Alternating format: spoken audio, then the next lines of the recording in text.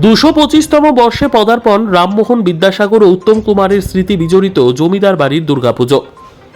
রাজা রামমোহন রায়, ঈশ্বরচন্দ্র বিদ্যাসাগর ও মহানায়ক উত্তম কুমারের স্মৃতি বিজড়িত চন্দ্রকোনার জারা জমিদার বাড়ির দুর্গাপুজো এবছর 225তম বর্ষে পদার্পণ করতে চলেছে। জারার রায়বাড়ির পুজো জোর দমে চলছে পুজো প্রস্তুতি। পশ্চিম মেদিনীপুর জেলার ঘাটাল মহকুমার চন্দ্রকোনা 1 ব্লকের জারা গ্রামের জমিদার বাড়ির রায়বাবুর পরিবার বর্ধিষ্ণু পরিবার হিসেবে আজও পরিচিত। রাজা রামমোহন রায়ের বন্ধু ছিল জমিদার রাজীব লোচন রায়, তাই জারা গ্রামে যাতায়াত ছিল রাজা রামমোহন রায়ের। তেমনি জারা জমিদার বাড়ির সাথে সখ্যতা ছিল ঈশ্বরচন্দ্র বিদ্যাসাগরের। জমিদার পরিবারের আমন্ত্রণে জারা স্কুলের স্থাপনা করেছিলেন ঈশ্বরচন্দ্র বিদ্যাসাগর। তৎকালীন সময়ে জমিদার বাড়িতে বেশ কয়েকবার এসেছিলেন বিদ্যাসাগর, এমনই দাবি বর্তমান জারা জমিদার বাড়ির পরিবারের সদস্যদের। এমনকি জারা জমিদার বাড়িতে মহানায়ক উত্তম কুমার তার অ্যান্টনি ফিরিঙ্গি ছবির শুটিং করেছিলেন, যা অ্যান্টনি ফিরিঙ্গি ছবিতে একটি গানের মাধ্যমে উল্লেখ রয়েছে। সেই গানটি হলো কি করে বললি জগা, জারার গোলক বৃন্দাবন, যেখানে বামুন রাজা চাষি প্রজা, চারিদিকে তার বাঁশের বন। এই জারার জমিদার বাড়িতে কবি গানের আসর বসত। বিখ্যাত কবিয়াল ভোলা ময়রা নাকি এই গান বেঁধেছিলেন, যা অ্যান্টনি ফিরিঙ্গি ছবিতেও তুলে ধরা হয়। এমনই স্মৃতি বিজড়িত জারা জমিদার বাড়ির দুর্গাপুজো হতো মহা সমারোহে। জমিদার বাড়িতে দুর্গাপুজোর পাশাপাশি কালী, বিষ্ণু দেবতা, শিব সহ একাধিক দেবদেবীর মূর্তি ও মন্দির রয়েছে। এখনও 3 বেলা ভোগ চড়িয়ে নিত্য সেবা করা হয়। 1155 বঙ্গাব্দে জারা জমিদার বাড়ির প্রতিষ্ঠা করেছিলেন রামগোপাল রায়। পরবর্তী সময়ে তার ছেলে রাজা রাজীব লোচন রায় বর্ধমান রাজার থেকে রাজা উপাধি পেয়েছিলেন।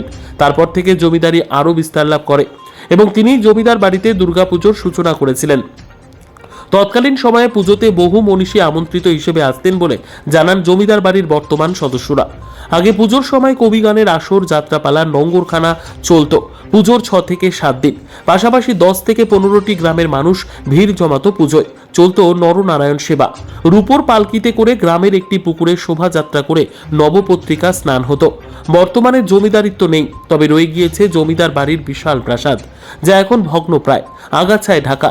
জমিদার বাড়ির 21টি পরিবার এখনো বসবাস করেন, কিন্তু তাদের অধিকাংশই এখন কর্মসূত্রে ভিন রাজ্য বা ভিন দেশে। তবে পুজোর সময় অনেকেই হাজির হয় জমিদার বাড়ির দুর্গাপুজোয়। এবছর যারা জমিদার বাড়ির দুর্গাপুজো আনুমানিক 225তম বর্ষে পদার্পণ করবে। পুজোয় আগের মতো জৌলুস না থাকলেও আগের মতোই সমস্ত রীতিনীতি মেনেই পুজোর আয়োজন হয়ে থাকে। বৈষ্ণব মতে জমিদার বাড়িতে দুর্গাপুজো হওয়ায় কোনো বলি হয় না, তবে নবপত্রিকা স্নান, শোভাযাত্রা করে যাওয়া হয় এবং বিসর্জনের দিন পরিবারের সকল সদস্য মিলে বিষাদের সুরে গান গেয়ে মাকে নিয়ে যাওয়া হয় গ্রামের পুকুরে বিসর্জনের জন্য। জমিদার বাড়িতে পুজোর দিনগুলিতে মায়ের জন্য ভোগ রান্না থেকে নাড়ু তৈরি একমাত্র অগ্রাধিকার পায় পরিবারের মহিলারাই।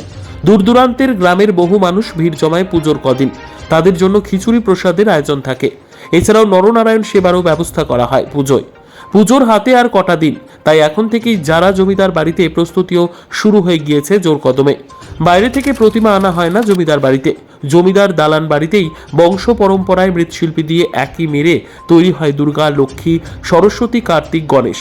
প্রতিমা তৈরির কাজও চলছে জোর কদমে। পুজোর আগে সেজে উঠছে চন্দ্রকোনার স্মৃতি বিজড়িত জারা গ্রামের জমিদার বাড়ি। আগের আমরা তো সবটাই শুনেছি, আমাদের যখন বিয়ে হয়েছে আমরা জমিদারি তো দেখিনি কিছুই, তবে এটুকুনি শুনেছি যে এখানে সব খুবই ভালো ভালো কাজে এরকম দানি ছিলেন, এরা লোককে দান ধ্যানও খুব করেছেন। তারপরে ওখানে দিয়েছিল ধর্মশালা ছিল, তাদের হয়েছে অনেক ছেলেদের পড়াতো হতো। এবার একবার শুনেছি যে বহুদিন দুর্ভিক্ষ হয়েছিল, এনারা নাকি সব 2-3 বছর সব খাইয়েছিলেন। হ্যাঁ, এরকম সব ব্যবস্থা। এবং আগে ওই যে হাতিগলা গেট বলে, গেটটা হাতির পিঠে করে সব বাবুরা আসতো, ছালাই মানে তখনকার সব মুহূর্ত হচ্ছিল, সব আনতো, সেরকম সব ব্যবস্থারা আনতেন। পুজোর তো কাউন্টডাউন শুরু হয়ে গেছে। হ্যাঁ, পুজোর আপনাদের প্রস্তুতি কীরকম চলছে? প্রস্তুতি চলছে, ঠাকুর গড়া চলছে এবং কেনাকাটা সব চলছে। বাইরেরও আত্মীয় স্বজনদের আসার ব্যবস্থা হচ্ছে, চিঠিপত্র যাচ্ছে আসছে। আমাদের মহিলাদের অংশ আমাদের এই যেমন বড়ি দেওয়া হবে, এবারে বড়ি আমরা নিজে হাতে দেওয়া হয়, বড়ি দেওয়া হবে। এবারে যে যার বাড়ি সব সাজানো হচ্ছে, কেনাকাটা হচ্ছে, কারোর বাড়িতে রং হচ্ছে, এসব আর কি। এবারে আত্মীয় স্বজনদের বলা হচ্ছে কারা কে আসতে পারবে না পারবে। পুজোতে কি করতে হয় বা পুজোতে আপনারা কিভাবে কি করে এই কটা দিন পুজো কটা দিন? পুজো করার দিন আমরা তো এখানে ঠাকুর বাড়িতেই সব থাকা হয়, ঠাকুর বাড়িতেই ঠাকুরের মানে তরি তরকারি কোটা, আনাজ কোটা, ভোগের এবং ভোগ সাজানো, ছেলেরাও থাকে, আমরা বেশিরভাগ সময় এখানেই থাকি, মেয়েরাও থাকে। ভোগ রান্না আমরা নিজে হাতে মাকে ভোগ রান্না করে খাওয়ানো হয়, তার ব্যবস্থা করা হয়, ছেলে মেয়েরা সব এখানে অঞ্জলি দেওয়া হয়, পুষ্পাঞ্জলি দেওয়া হয়। হ্যাঁ, তারপরে তোমার ভোগ রান্না হয় প্রত্যেক দিন, একবার করে সাদা ভোগ, খিচুড়ি ভোগ, এই সমস্ত ঠাকুর বাড়িতে সারাদিনই ব্যস্ত থাকা হয়। এ আসছে ও আসছে, পুজো ভোগ হয় এবং পুজোটা সে ট্র্যাডিশনই চলে আসছে, আগের ট্র্যাডিশনই পুজোটা হচ্ছে।